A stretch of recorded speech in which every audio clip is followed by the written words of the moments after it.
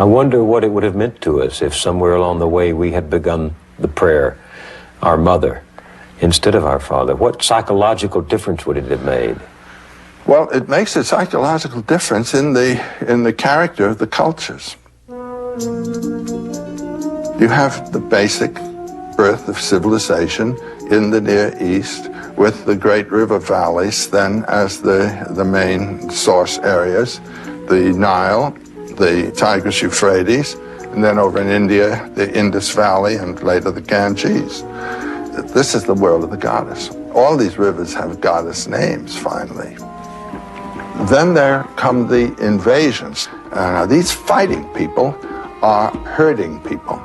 The Semites are herders of goats and sheep, and the Indo-Europeans of cattle. They were formerly the hunters. They translate a hunting mythology into a herding mythology, but it's animal-oriented. And when you have hunters, you have killers.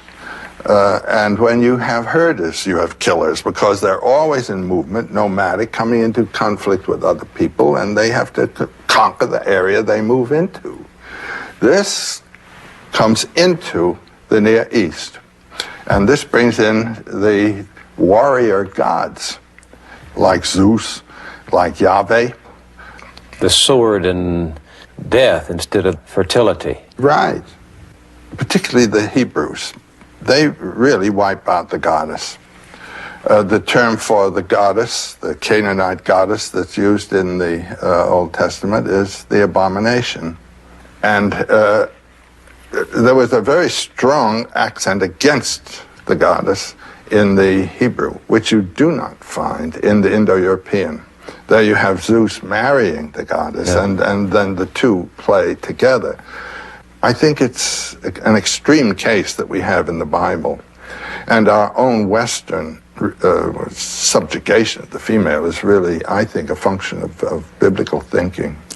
Because when you substitute the male for the female, you get a different psychology, a different cultural bias. Particularly if you cut the female out and don't have any, I mean, if the male is on top like this, and the female is the subordinate all the way, you have a totally different system from that when the two are facing each other.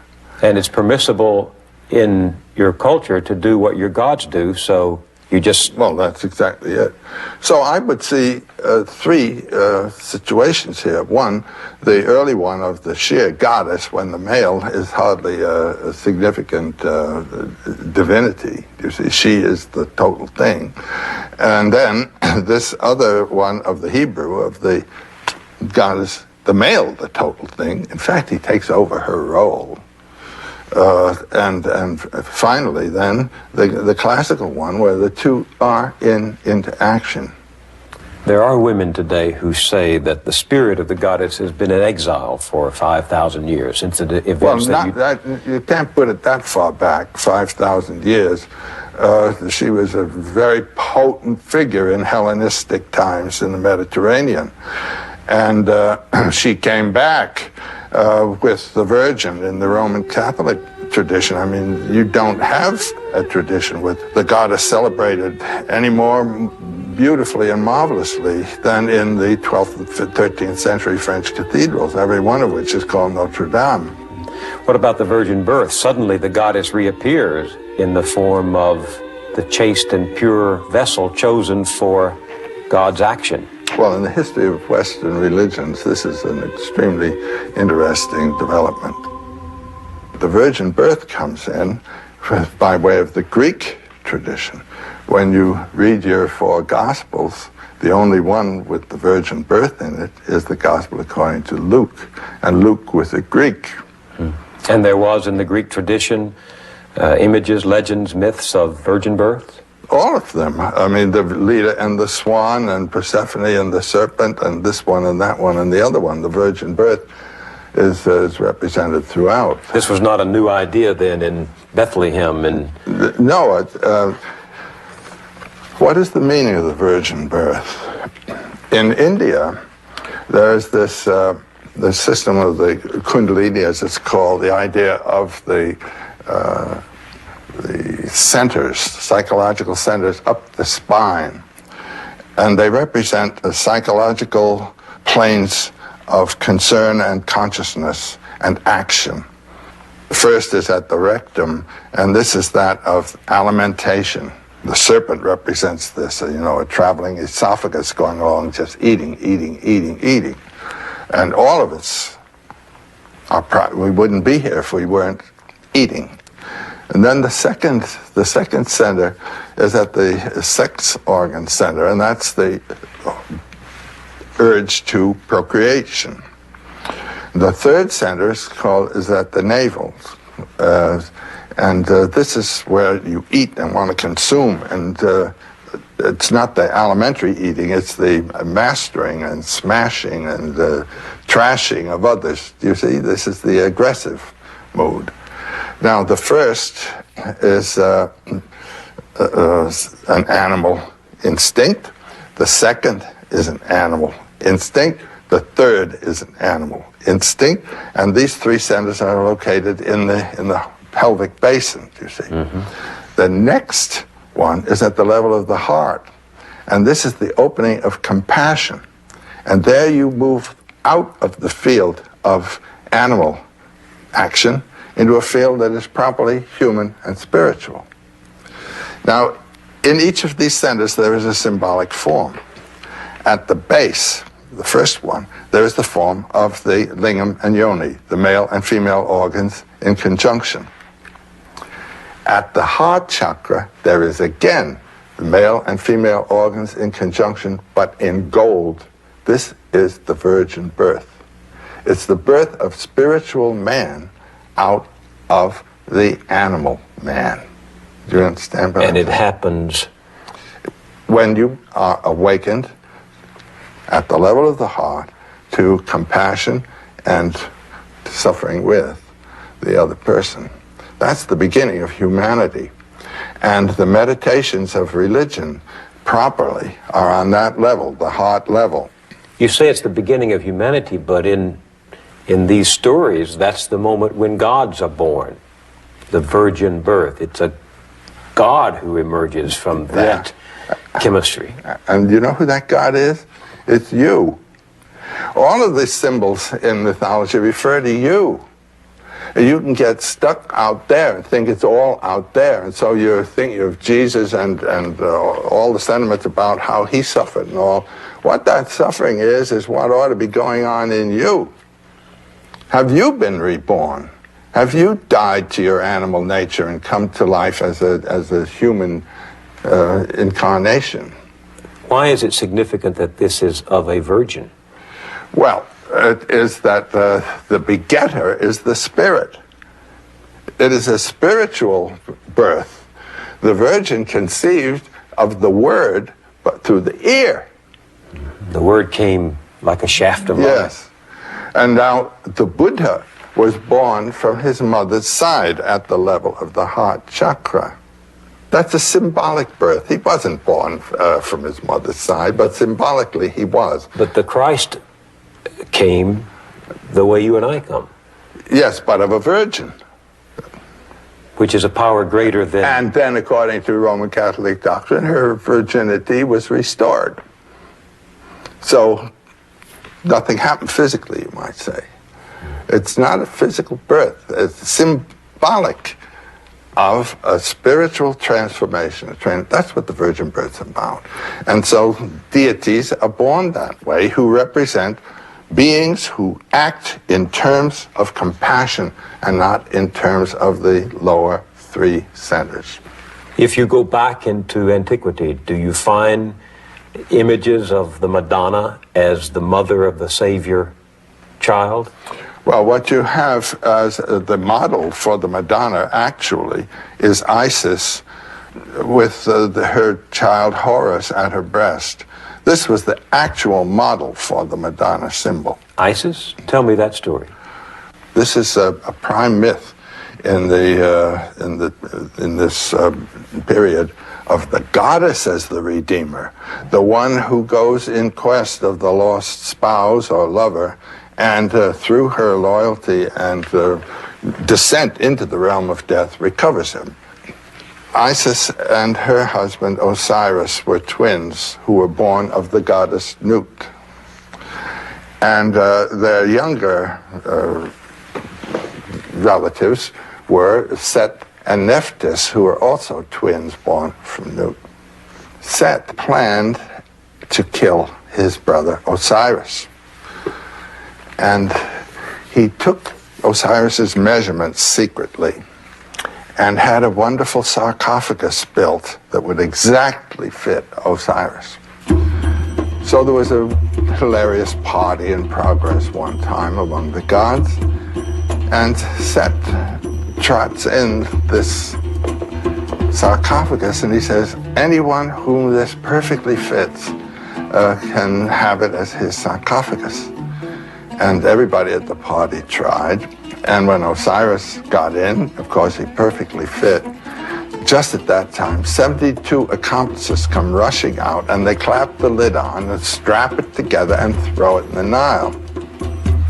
Now, this is the death of the god. Whenever you have a death of an incarnation, a god like this, you're going to have a resurrection. You can wait for that.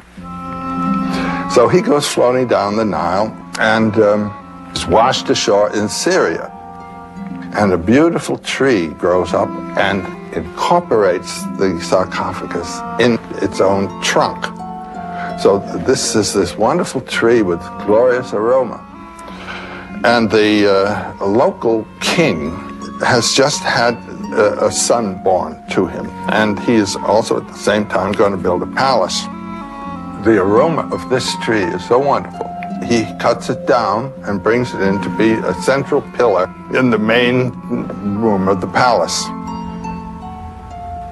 Poor little Isis, whose husband has been thrown into the Nile, starts this wonderful quest for Osiris. So she comes to the place where the palace is and learns of the wonderful aroma, and she suspects this is Osiris, and she gets a job as nurse to the just born little child. Well, then she lets the child nurse from her finger, and she loves the little child, and she decides to give it immortality. So she does this by placing him in the fireplace, in the fire, to burn away gradually his mortal body. But at being a goddess, she could keep that from killing him, you understand? And when that would happen, she would convert herself into a swallow and fly mournfully around the pillar where her husband is. Well, one evening, the child's mother came into this room while this scene was in progress, saw her child in the fireplace, let out a scream, and that broke the spell, and they had to rescue the child from incineration. Meanwhile, the swallow had turned into this gorgeous nurse, Isis, and the nurse gave an explanation of the situation, and she said, by the way, it's my husband that's in that pillar there, and I'd be grateful if you could just let me take it home. So the king came in and he said, certainly. So he removes the pillar, gives it to Isis, and it's put on a barge. So on the way back to the Nile, she removes the lid, the cover of the sarcophagus, and lies on top of her dead spouse and conceives of her dead spouse. This is an image that occurs in Egyptian art all the time. Out of death comes life and all of this kind of business. And when they land, she, in the papyrus swamp, gives birth to her child Horus with the dead Osiris beside her. This is the motif for the Madonna, actually. It becomes the Madonna. In Egyptian symbology, Isis represents the throne. The pharaoh sits on the throne of Isis as the child sits on the mother lap. And when you look in the Cathedral of Chartres in the west portal, you will see the Madonna as the throne with the little child Jesus as the world emperor on her lap. That is the same image that's come over. And you say the Christian fathers took this image? Definitely, and they really say so. You read the second letter of Peter, and he says, those forms which were merely mythological forms in the past are now incarnate and actual in our Savior. It was a mythology of the Savior, the dead and resurrected God. And it's associated with the moon, which dies and is resurrected every month. And you have the 3 nights dark, and you have Christ 3 nights in the tomb and 3 days in the tomb, and all this kind of thing. It's an intentional saying that which was merely talked about is now fact. And no one knows what the date of Christmas ought to be, but it's put on the date of the winter solstice, when the nights begin to be shorter and the days longer, the birth of light. And so there is an idea of death to the past and birth to the future in our lives and in our thinking all the time. Death to the animal nature, birth to the spiritual, and these symbols are talking about it one way or another. So when the council... And the goddess is the one who brings it about. The second birth is through the second mother. Notre Dame de Paris, Notre Dame de Chartres, our mother church. We are reborn by entering and leaving a church. And it doesn't mean physically, it means spiritually. That there's a power that's unique to the feminine principle. It can be put that way. It's not necessarily unique to her. You can have rebirth through the male also. But using this system of symbols, right, the woman becomes the regenerator. There's that wonderful saying in the New Testament of Jesus. In Jesus, there is no male or female. In the ultimate sense of things, there is neither. It would have to be. I mean, if Jesus represents the source of our being, we are all, as it were, thoughts in the mind of Jesus. He is the Word that has become flesh in us, too. You and I would possess characteristics that are both male and female. Well, actually, the body does.